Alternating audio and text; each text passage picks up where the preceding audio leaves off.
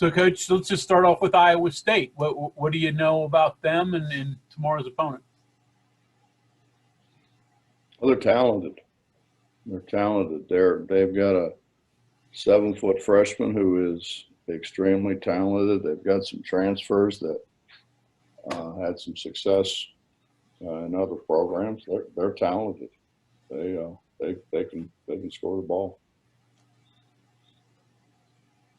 Kevin Kinder. Coach, a little interested in how you prepare, coming off a good win against Rutgers, and you've been in the other side too that Iowa State's in, an upset loss to a team they were expected to beat.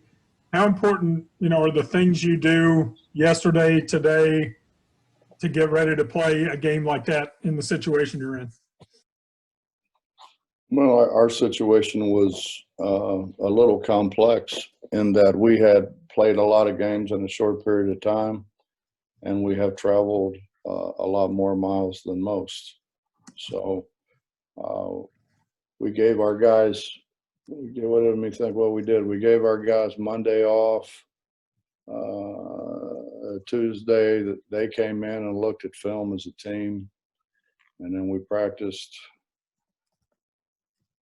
Did we have maybe we had Tuesday off too.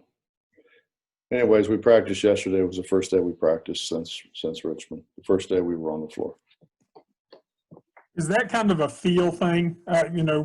What you sense your team is like, how they're playing, is to, giving them a little bit of extra time off? Well, I thought we played extremely well on Sunday for the most part. I don't think it was a matter of that. I think it was the culmination of the South Dakota deal, coming back from that, and then pretty much jumping on a bus and going to Indy, and then coming back from that and getting ready to play again. I mean, that travel takes a lot out of you. So I wanted to try to get their legs back, and they were good yesterday. I'll say that they were good yesterday in practice. Back to Greg Hunter. So, Bob, you guys shot so well in that game against Richmond. How hard is that to replicate? I mean, maybe not night in and night out, but just on a semi-regular basis? I'm sorry, one more time. So you shot so well against Richmond. How hard is it to replicate that on a game in and game out basis? Well, it's really difficult, obviously.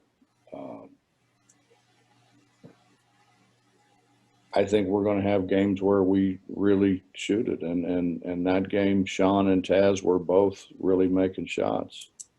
I think there's going to be games when we have other guys making. Emmett shot it really well, but Emmett has shot it pretty consistent. I mean, the whole battle is consistency, and I don't know what to do about that. I mean, we shoot it a lot. They shoot it a lot. We shoot it a lot in practice, and they come in on their own and shoot it a lot. But I mean, hey, there's no secret. Sean struggled. Sean really struggled early, and he's as good a shooter we've had here since Casey Mitchell. But he struggled, and I mean, you got to kind of work your way out of it. Justin Jackson. Coach, you kind of talked about the travel, and obviously, now that we're getting ready to start conference play, travel will become an issue with you guys. You guys have already traveled quite a bit in non-conference. You've got a bunch of guys who have been through it before and kind of know what to expect. Would you be surprised, obviously, when you talk about 18 or 9, 18 conference games, 9 on the road, it's going to play a part, but would you be surprised if it plays a major role in how these guys react as you guys get into conference play? Well, we're gonna reinforce with our guys today that the road teams in our league are 3-0. We haven't had a road team lose yet. So I think that that means that the home team better be ready to play. And so we're going to emphasize to our guys how important it is that they're ready to play.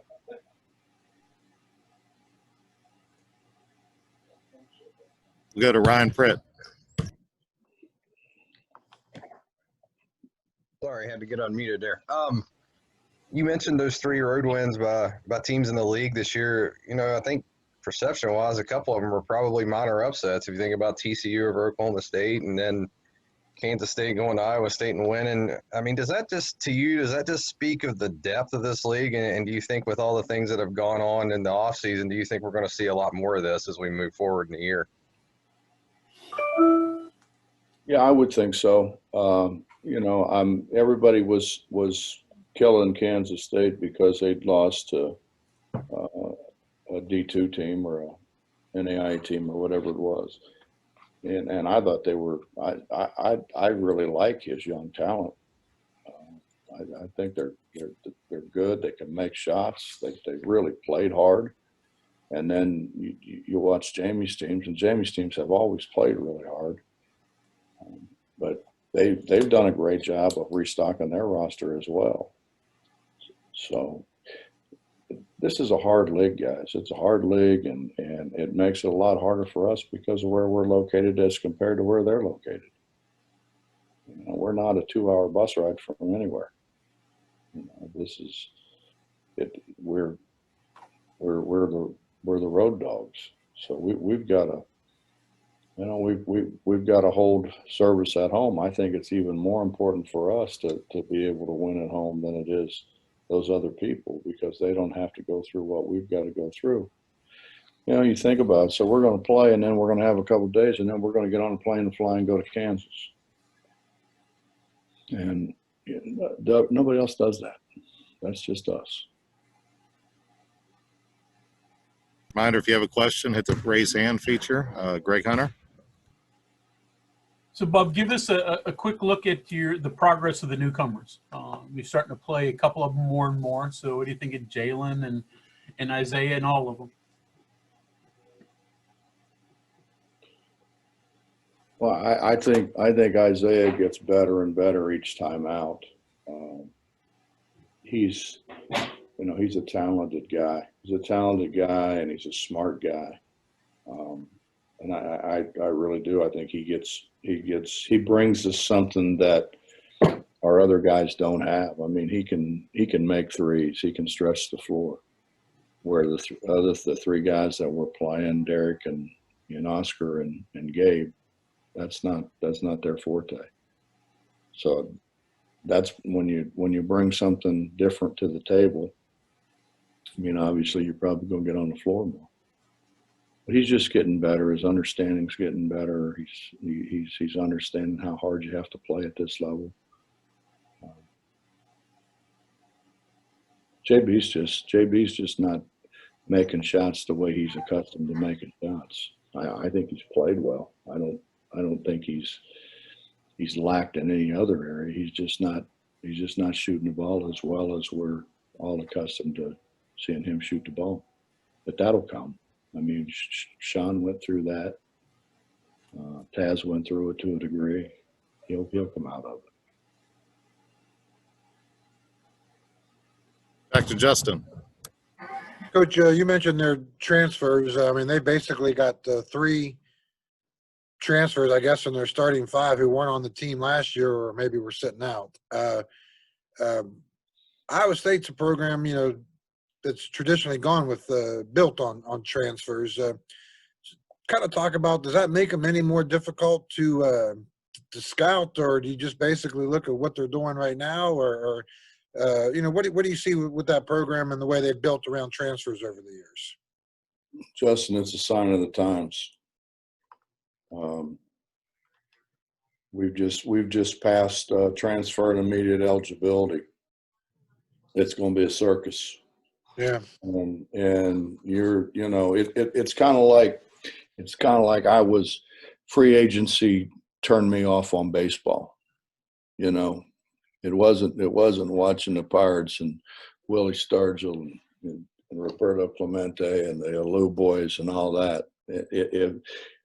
if that would have happened during, or free agency would have happened during that time, I mean, who knows how many of those guys, we would have lost.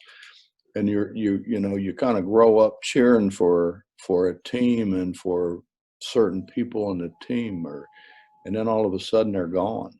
They're not there anymore, replaced by somebody from another team. And I think it's horrible. I don't think it's good for the kids. It's certainly not good for the fans, and it's rough on the schools, man.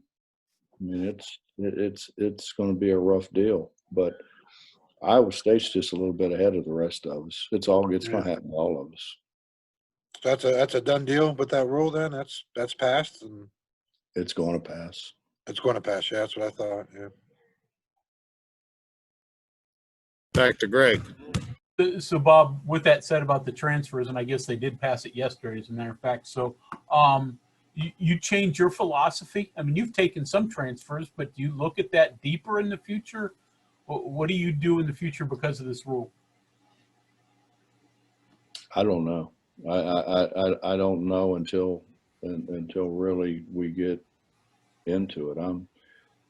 I think we got a heck of a bunch of guys right now. We just need to concentrate on these guys. But, Greg, you think about it, man. I mean, you could in this name and likeness thing. So what if somebody comes in and says to one of our guys who's playing really well, hey, how much you getting on this name and likeness deal from West Virginia? Oh, shit, we can give you 3 times that much. What are they going to do? Same thing you would do. They're going to leave. And I don't know how do you stop that? I don't know how you stop that. And let's be honest, we're not in a metropolitan area where we have the wherewithal to make name and likeness big. We don't have that. I mean, I was at Cincinnati for all those years. If there was name and likeness then, we could have got some stuff done in Cincinnati now. It's a city. There's a lot of things going on. There's Procter and Gamble. There's a lot of things. We don't have that. And now with Milan shutting down, and to me it looks like a lot of downtown's going to end up not reopening. What do we have to offer in the name and likeness game?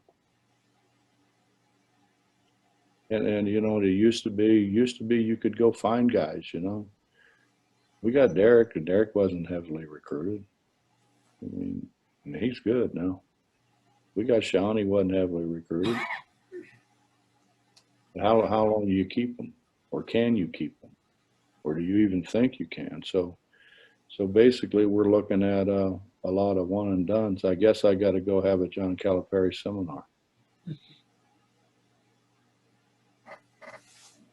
Go to Carly Nevis. How do you make sure these guys don't overlook Iowa State? Obviously, they're 1-3, and you spoke about Kansas just around the corner. And also, how much more important is each conference game this season? Because you don't know if you're going to get in your whole Big 12 slate. Well, our goal from the beginning, one of our goals was to win the conference, and you can't win a conference if you're losing home games. So you look at the teams that have won the league, they've defended their home court.